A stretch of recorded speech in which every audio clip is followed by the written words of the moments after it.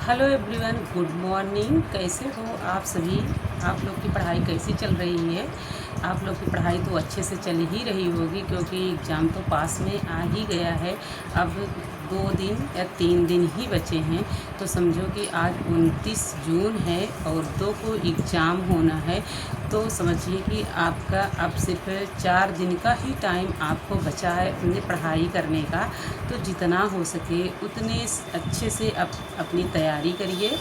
अब ज़्यादा से ज़्यादा आप टाइम दीजिए अपने पढ़ाई पर, क्योंकि यूपी टेट एग्ज़ाम पास करना है और बहुत सारे फार्म फिलअप हुए हैं। बहुत सारे लोग एग्ज़ाम देने चाहेंगे। जो लोग टीचर गवर्नमेंट टीचर हैं वो लोग भी एग्ज़ाम देंगे, और जो लोग भावी टीचर हैं वो लोग भी एग्ज़ाम देंगे। तो इसमें बहुत सारे लोग एग्ज़ाम देंगे। बहुत सारे लोग अपनी नौकरी बचाने के लिए एग्ज़ाम देंगे और बहुत सारे लोग नौकरी पाने के लिए एग्ज़ाम देंगे। तो यूपी टेट पास करना बहुत ज़्यादा ज़रूरी है। तो आप लोग अच्छे से पढ़िए ताकि आप लोगों का यूपी टेट अच्छे से क्लियर हो जाए। फ्रेंड्स, मैं तो बहुत डिस्टर्ब हूँ आज, क्योंकि मेरे भाभी का जो ऑपरेशन हुआ था उसमें कुछ प्रॉब्लम है, जिसकी वजह से मेरी पढ़ाई नहीं हो पा रही है।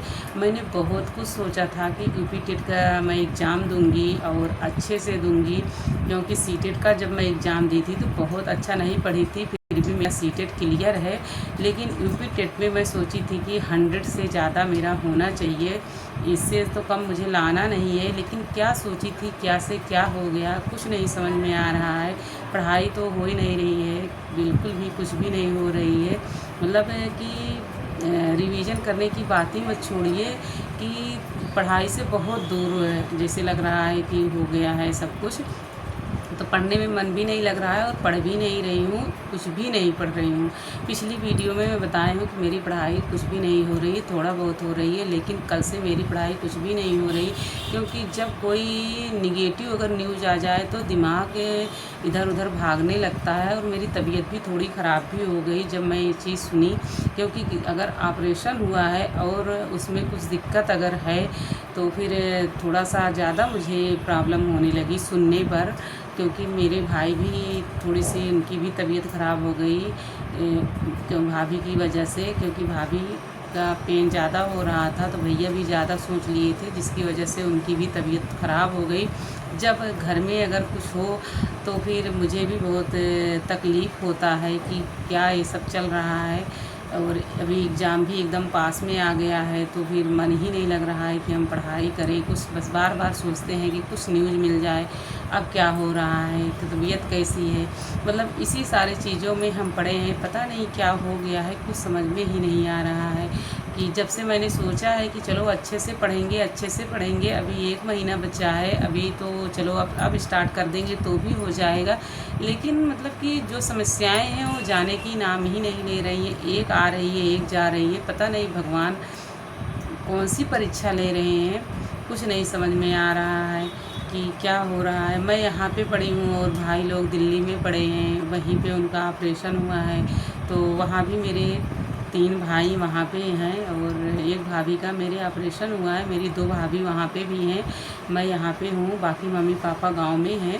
तो बस इतने ही लोग इधर हैं, बाकी तो सब लोग उधर ही हैं। जब से भाभी का ऑपरेशन हुआ है तब से सब लोग उनके पास में हैं। लेकिन पता नहीं क्या चल रहा है, हमारे कुछ नहीं समझ में आ रहा है, पढ़ाई नहीं हो पा रही है। हम सोचे थे बहुत अच्छे से पढ़ेंगे ताकि अब बार बार मुझे यूपी टेट देना ना पड़े। पता नहीं यूपी टेट कब आएगा कब नहीं आएगा, लेकिन अब तो ऐसा लग रहा है कि जा भी नहीं सकते, क्योंकि इतनी हिम्मत ही नहीं हो रही है कि हम जाके एग्ज़ाम दे के आएँ।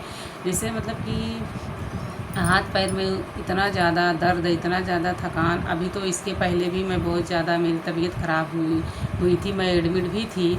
करीब मैं 18 जून को एडमिट हुई थी। तो मेरे यहाँ 19 को भी यहाँ पे सगाई वगैरह थी, तो 19 को मैं हॉस्पिटल से आई हूँ, और 17 को या 16 को ऐसे करके एडमिट हुई थी। 2 दिन बाद मैं आई हूँ। फिर मतलब कि ये सारी चीज़ें होने लगी, तब से भाभी का ऑपरेशन हो गया है, तो ये सारी चीज़ें हो रही हैं। इसके पहले मेरे चाचा की डेथ हो गई थी, तो वहाँ पे मैं चली गई थी। जस्ट उसके पहले मेरी तबीयत और ज़्यादा ख़राब हो गई थी। मतलब ये सारी चीज़ें चल रही हैं, पता नहीं क्या चल रहा है, कुछ भी नहीं समझ में आ रहा है। एक के बाद एक के बाद एक मैं बहुत कुछ कहना चाह रही हूँ, बट ये सोशल मीडिया है, यहाँ पे सब कुछ कहना थोड़ा सा बहुत मुश्किल हो रहा है। बहुत ज़्यादा दर्द है, किससे जाऊँ कहने।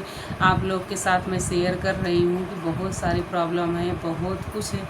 अब क्या बताएं कि क्या से क्या चल रहा है, और बताएंगे कि क्या हुआ है, कैसे क्या चल रहा है, कभी बता देंगे। लेकिन अभी तो इतनी समस्याएं चल रही हैं कि कुछ कहा नहीं जा सकता है, और न तो कहीं हम जा सकते हैं, मतलब कि कहीं मन नहीं लग रहा है।